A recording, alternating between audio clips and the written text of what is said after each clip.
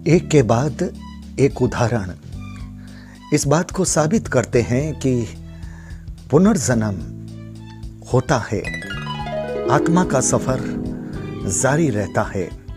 आत्मा शरीर के रूप में नया नया परिधान बदलती है, लेकिन आत्मा आत्मा रहती है। नमस्कार, मैं संजय सनम। आप देख रहे हैं digital first news. Social media के माध्यम से एक ऐसी घटना का हमें चला पता, और वो घटना रोमांचक करने वाली है। हरियाणा के एक किशोर की कहानी, जिसका नाम संभवतः देव बताया जाता है। किस तरह से एक 6 माह का बच्चा अपने पिता का नाम बुदबुदाती आवाज में अलग बताता है, और जब मेहमान ये कहता है कि नहीं ये है, तब बच्चा अपने पूर्व जन्म के पिता का नाम फिर बताता है। 6 माह का बच्चा अपने पूर्व जन्म के पिता, माता, वहां के स्थान, खेती बाड़ी और भी उस जन्म में जो जो था, उसको तुतलाती बुदबुदाती आवाज में जब बताता है, तो परिवार के लोगों को सहसा विश्वास ही नहीं होता। लेकिन यह घटना यहीं पर नहीं रुकती। 6 माह का बच्चा बताते बताते जब थक जाता है, तब करीब 2 वर्ष की उम्र में उसके माता पिता को उस बच्चे को लेकर के वहां जाना ही पड़ता है, जहां के बारे में बच्चा सारा घटनाक्रम बता रहा होता है। माता पिता अपने बच्चे की जिद को देख करके, यानी बच्चे ने खाना पीना तक छोड़ दिया था, अपने पूर्व जन्म के माता पिता से मिलने के लिए वो बड़ा बेचैन हो गया था। उस बच्चे की वो कहानी, वो घटना, ये सत्य घटना ये बताती है कि पुनर्जन्म होता है, आत्मा का सफर जारी रहता है। और जब माता पिता अपने इस छोटे से मासूम बच्चे को लेकर के जाते हैं, तो उस गांव में उनके कोई रिश्तेदार होते हैं, और संयोग से पूर्व जन्म के उसी परिवार के इस बच्चे के काका जी, पूर्व जन्म के काका जी भी वहां आ जाते हैं। तो बच्चे की सबसे पहले मुलाकात अपने पूर्व जन्म के काका से होती है, और बच्चा सब कुछ बताता है कि ट्रैक्टर कहां रहते थे, गाय भैंस कहां बंधती थी, किस तरह से कामकाज चलता था, घर में कौन कौन होता था। सारी घटनाएं काका आश्चर्यचकित रह जाते हैं। लेकिन उस वक्त उसके माता पिता गांव में नहीं होते, कहीं शहर में गए होते हैं। और जब बच्चा पुनः अपनी इस यात्रा में मिलने के लिए आता है, उस वक्त वो देखता है कि उसकी माँ बालकोनी में बैठी हुई अपने केस संवार रही होती है, और बच्चा अपने पिछले जन्म में जो अपनी माता को कहा करता था, ठीक पीछे जाकर के वो वही बात अपनी माँ को कहता है। माँ आश्चर्यचकित हो जाती है, देखती रह जाती है। और यह बच्चा जब अपना परिचय देता है, तब माँ सुनती रह जाती है, और उसके बाद कुछ ऐसे सवाल पूछे जाते हैं विश्वास के लिए, जैसे हम अंग्रेजी में कहते हैं क्रॉस क्वेश्चन। बच्चा हर एक सवाल का जवाब देता है, और कुछ ऐसी चीजें भी अपने परिवार की बता देता है जो सिर्फ और सिर्फ उस परिवार को पता होती है। अब वो परिवार पूरी तरह से मान जाता है। माँ और पिता की आंखों में आंसू आ जाते हैं, और ये बच्चा उस वक्त अपने पूर्व जन्म के उस परिवार में बिल्कुल हक और अधिकार के साथ बैठ करके अपने इस जन्म के पिता को कहता है कि पापा जी आप चले जाइए, मैं यहीं पर रुकूंगा।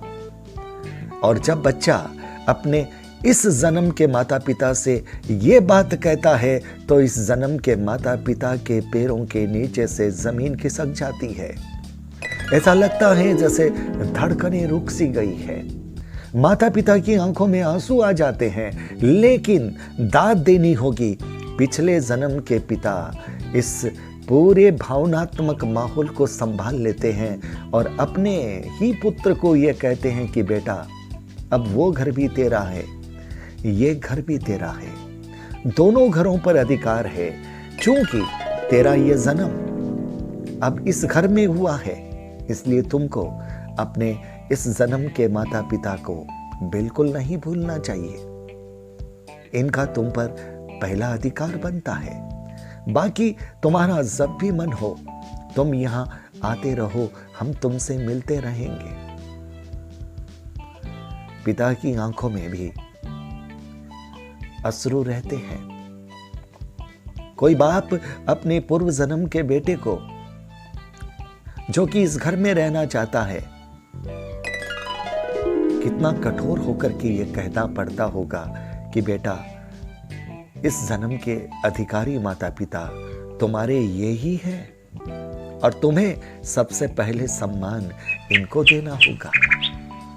यह है संस्कार, यह है भावनात्मक पलों में भी संस्कारों की वो डोर मजबूत करना। और शायद यही कारण है इस बच्चे के आज दोनों परिवार पर अधिकार है, पूर्व जन्म का भी और इस जन्म का भी। और दोनों परिवारों में बड़ा प्रेम है। दोनों परिवारों में एक ऐसा सामंजस्य का सेतु इस बच्चे ने बना दिया है कि बात जितनी बड़ी की जाए उतनी कम है। लेकिन पुनर्जन्म की यह घटना पूर्व जन्म की कहानी से जोड़ करके उस आखिरी पन्ने से जोड़ करके जब इस बच्चे की मृत्यु रेल एक्सीडेंट से होती है, संभवतया किसी ने उसे धक्का दे दिया होता है और यह बच्चा अब सब कुछ बता रहा है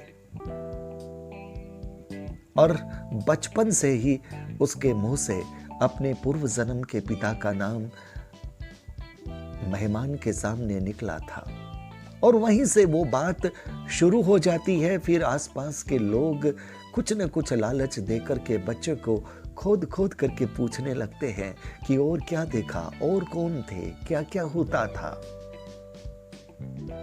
लेकिन 2 वर्ष की उम्र में आते आते बच्चा जिद कर लेता है कि मुझे मेरे माता पिता से मिलना है। आप ये समझिए कि 6 माह का बच्चा इतनी बातें कर ले, 2 वर्ष का बच्चा इतना समझ ले, ये भी कोई प्रारब्ध के संस्कारों की बात है। कुदरत को दोनों परिवारों से मिलाना है और दोनों परिवारों में कहीं ना कहीं एक ऐसा रिलेशन प्रारब्ध का बाकी है। अन्यथा इतने जन्म होते हैं, किसको याद रहता है कि पिछले जन्म में हमारे कौन थे। हकीकत तो इतनी कड़वी है साहब, इस जन्म के रिश्ते भी सही रूप से लोग नहीं निभाते।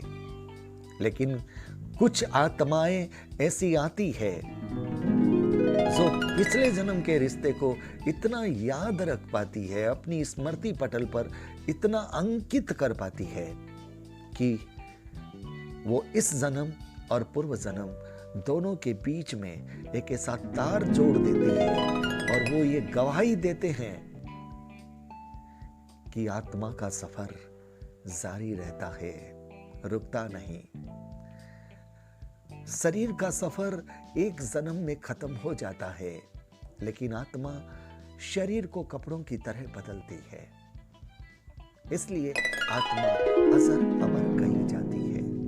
और ये जो गुण, ये जो रिश्ते, ये जो भावनात्मक आवेग संवेग हैं, वो हर जन्म में साथ चलते हैं।